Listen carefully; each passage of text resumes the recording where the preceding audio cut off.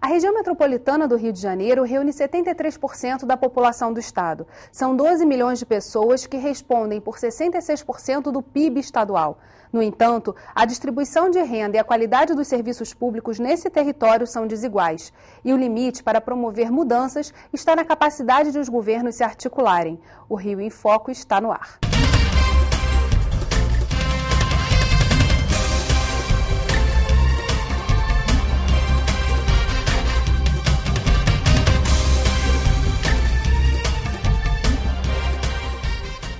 Com o objetivo de instituir um modelo de governança para a região metropolitana e coordenar as políticas urbanas do Estado do Rio e dos municípios, foi criada no ano passado a Câmara Metropolitana de Integração Governamental do Rio. O diretor executivo da Câmara, Vicente Loureiro, e o deputado estadual Luiz Paulo são os nossos convidados de hoje. Nossa reportagem ouviu o professor da PUC, César Romero Jacó, que publicou um atlas socioeconômico da região metropolitana. Vamos ver o que ele diz. Uma segregação socioespacial na cidade que nós não nos damos conta.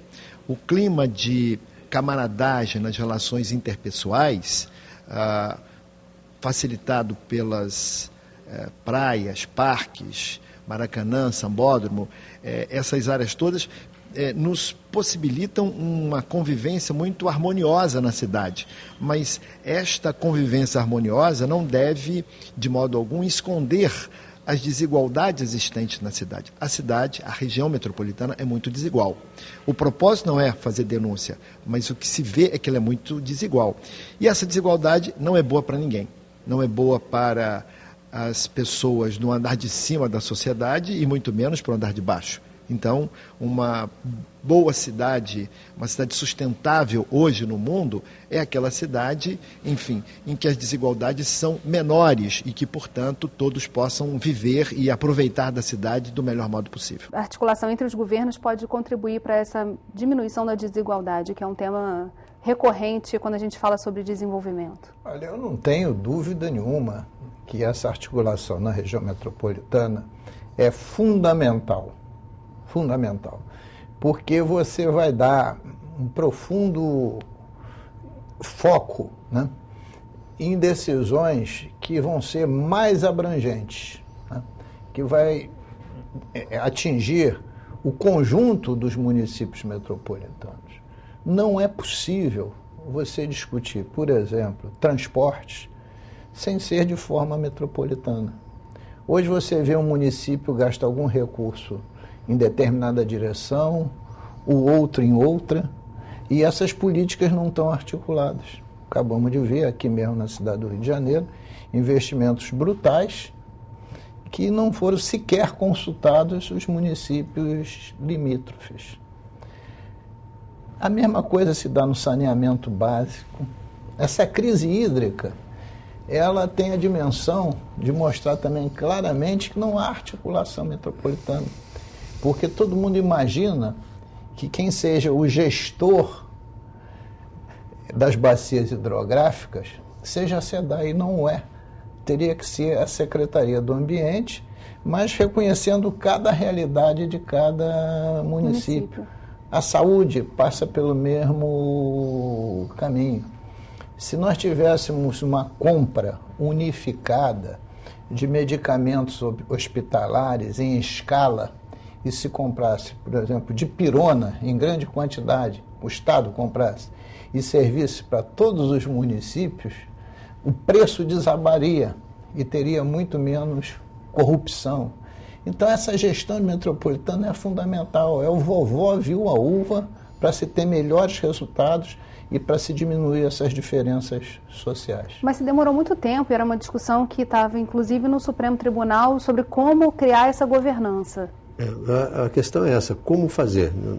O deputado tem toda a razão, é necessário que a gente faça essa articulação, que integre as políticas setoriais e que, mais do que integrá-las também, em alguns casos, faça uma visão mais complementar e suplementar entre elas, Mas o difícil é como você fazer com que os entes da federação atuem de forma integrada. A gente, em alguns casos, pontualmente, num determinado recurso, um programa que tem um recurso vultuoso, se consegue fazer. Mas eu entendo que desde a Constituição de 88, que foi uma Constituição marcadamente municipalista, essa possibilidade de convívio entre entes no território metropolitano ou em outras regiões ou aglomerações urbanas ficou muito difícil de praticar.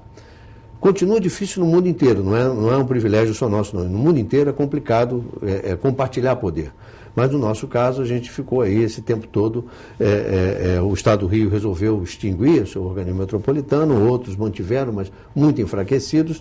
E aqui no Estado do Rio de Janeiro, quando no governo Marcelo Alencar ainda foi proposto, o senhor era vice-governador, foi proposta a restabelecer a região metropolitana para tratar dos assuntos de interesse comum, do saneamento e do transporte principalmente, foi movida uma ação direta de constitucionalidade sobre a competência de quem seria desses serviços, e isso durou esses anos todos, foi 97, né? Até agora, no ano passado, é que o Supremo decidiu sobre como tratar isso. E determinou, e aí que eu acho que é a novidade, que vai ajudar a gente a mexer com isso com mais eficiência, é que daqui para frente a concessão, a gestão dos serviços públicos de interesse comum no território metropolitano tem que ser compartilhado entre o Estado e os municípios. E como vai ser na prática, no Estado do Rio de Janeiro, esse arranjo?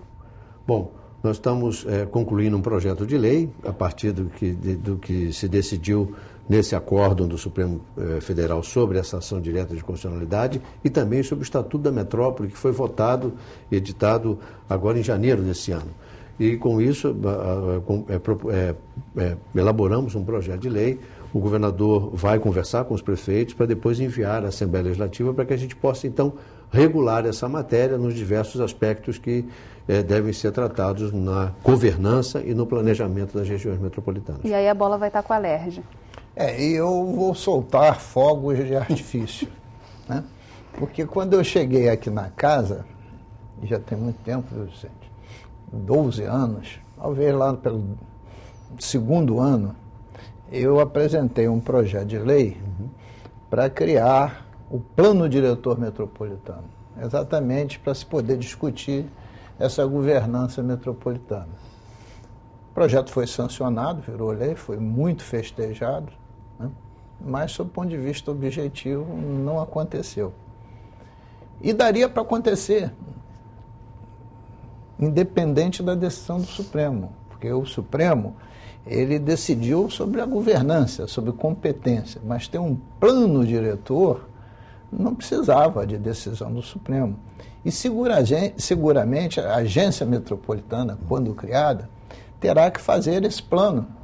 Não importa qual seja o nome, seja plano diretor, plano estratégico, o nome que vai se batizar não tem menor significado, mas que haja um planejamento dessas ações metropolitanas para orientar os investimentos e para orientar, inclusive, o uso do solo, que é profundamente anárquico.